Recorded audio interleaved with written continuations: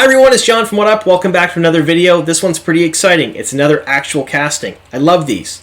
Now before we get started, I do want to do a quick shout out to Elitza. She's the one doing the graphic design for the channel now.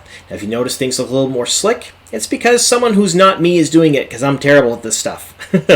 I've left her Twitter handle down below in the description box. She will have a store that's going live in the coming weeks where she'll be selling her designs and her music. So please check her out and support her if you can. Now before we get started, spoiler warning.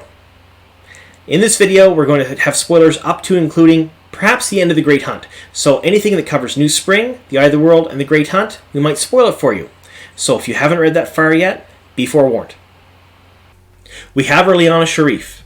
Jennifer Garcia was cast as our Keeper of the Chronicles, and she let us know today on Twitter and on Instagram. Now, I had speculated in a previous video that she might have been cast as the Watcher of the Seals, but I was wrong. I'm not often right about my casting speculations, but I enjoy doing them. Now, Jennifer's a Canadian actress, and even though she's from the wrong coast, she's from Vancouver and I'm an East Coaster, I have to support my fellow Canadians, so that puts her at the top of the list of my favorite people on this show. Now, not only is she Canadian, but she's one of the very few people on the show that has experience acting in a fantasy setting. Now, at 19, she got her breakout role in Eve and the Fire Horse, and that led to a bunch of other acting opportunities. But the ones we're most concerned with that, have relevance to the Wheel of Time are The Colony, The 100, Supergirl on the CW, and she plays Ivory in Van Helsing. That's probably her biggest role.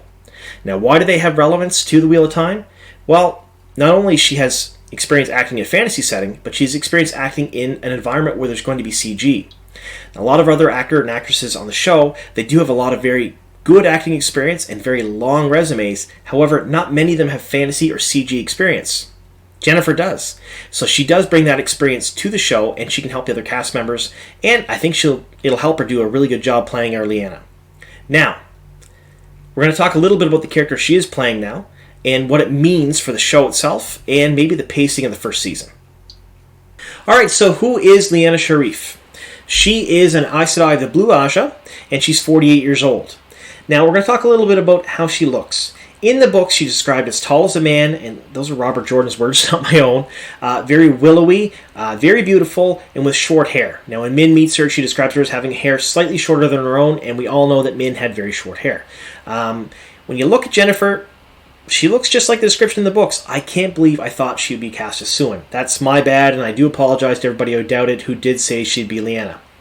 Now, like I said, Lianna is 48 years old, and Jennifer is a very young actress. However, in the books, Aes Sedai have an ageless face. That basically means that they look very young, although you can't really attribute an age to them. Sorry, I can't speak tonight. So, a lot of people were very interested in how they're going to achieve this. And it might just be casting a very young actress in an older role. Now, some of the Aes Sedai in the series can be hundreds of years old. Now, that could be, an older actress in their 40s, 50s, or 60s. Basically, you have someone who just looks the way they look, although you say they're 300 years old, and you have to go with that. That might be how they're doing this. Now, Lianna was part of a merchant family, and she went to the Tower. So she didn't come from a whole lot of money or nobility. And when she went there, basically she found out she was very, very strong in one power. One of the strongest that the Aes Sedai had ever met at that point. Not quite the strongest, but she was up there. Now, she only spent 5 years as a novice and as an accepted, and she burned through the ranks really fast. She did attain the shawl before her friends. Now, she was friends with Suin Sanj, the Amyrlin, as well as Moiraine Sedai, who is the main character of the series. She spent a lot of time as accepted with them, and they pulled a lot of pranks, and if you think the Harry Potter books, I would kind of think it'd be sort of like that. They do go through how novices and accepted live in the Tower, although I would really like to read more about how those three went through the Tower together. Anyway, when she was released to the shawl, it was before her friends. So when Moiraine Sedai attained her shawl, she was there for the testing, and she was the one that actually gave the blue shawl to Moiraine and then led her to the Blue Aja quarters afterwards. So that was kind of neat. Now let's talk a little bit about pacing. We first meet Lianna in New Spring. So we're almost assuredly going to get some New Spring flashbacks because they have cast a certain character who dies during New Spring in the show. So we know they're going to go back to New Spring and they're going to do some flashbacks that way. Now that's a great thing because it's a really good way to show the audience, especially new people to the book series who have maybe never read it or just watching the show, introduce them to some things about the world, channeling, things like that.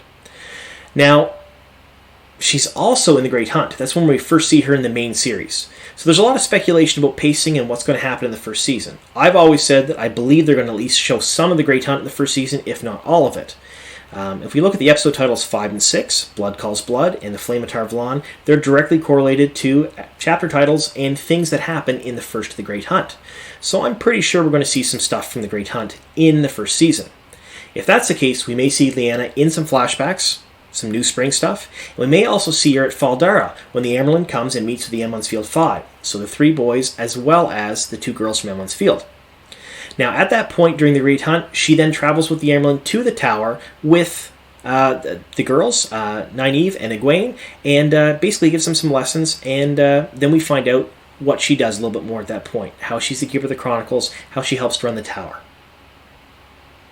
Alright, so now we're going to get to the community section of the show. Before we do, I do want to mention that if you do like what I'm doing here, please click the like button on the video, and if you haven't already subscribed to the channel, please do so. I put out 2 to 3 videos a week, and they're generally Wheel of Time on Prime centric, so I cover all of the news, rumors, conjecture, things like that. And they don't always come out on the same day, so make sure you do click that notification bell so you know when I'm putting out a video. Alright, now let's get on to the community section of the video. Alright, this week in the community section, we have another podcast. This one's a little bit different, though. So this one's called The Wheel Reads, and the other podcasts it features are very well established. They have a lot of episodes, and the people who have run the podcast have read the books a number of times, and they have a lot of really good insight. However, if you're new to this series and you haven't read much, they may be a little spoilery for you. So this one here is a little bit different. They're a new podcast. They only have 2 episodes out, so they are basically just starting. And I've listened to the episodes today, and they are very good. And the second thing, and this is the real catch, is they're basically spoiler-free. It's a chapter-by-chapter reread of The Wheel of Time. And I say reread because one person on the podcast has read The Wheel of Time before. That's Alan. And 2 other people on the podcast, Ian and Chris, have not read The Wheel of Time before. So that's kind of neat. It's kind of a fresh take in the series because these people have not read the books before, and everything is new and bright and shiny to them. So it's kind of neat to listen to them talk about the series. And again, because they haven't read the series before, they don't want to spoil it for themselves. So Alan doesn't spoil it for them either, and he won't spoil it for you. So if you're a new reader, you haven't got through the first few books of The Wheel of Time yet, or you're only a couple chapters in, or you're just picking up The Eye of the World or New Spring, these guys are probably the podcast for you because they're not going to spoil anything. As long as you've read up to and including the chapter that they're going to talk about, you're absolutely safe. Now, they all hail from Virginia, from different backgrounds, although the love of The Wheel of Time kind of brought them together, and the fact that they could bring it to other people is why they're doing this. Kind of sort of like me. Kind of neat, huh?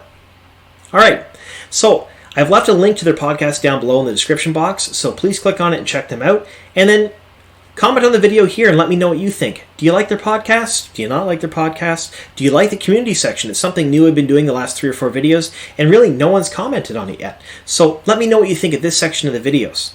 Also, if you have any constructive criticism, how I may make things better, or things you would like to see, leave that there too. I can't promise I'll reply to every comment. I really don't have the time to do that for all of them. However, I do read each and every one of them, and I take all of them to heart. Alright. So before I do go, I do want to thank you all again for watching the videos, subscribing to the channel, and going on this journey with me. The channel is a little over 3 months old, and it's been a blast so far. I'm having a really good time, and as long as you guys keep watching these videos, I'm going to keep making them, because I really do enjoy this.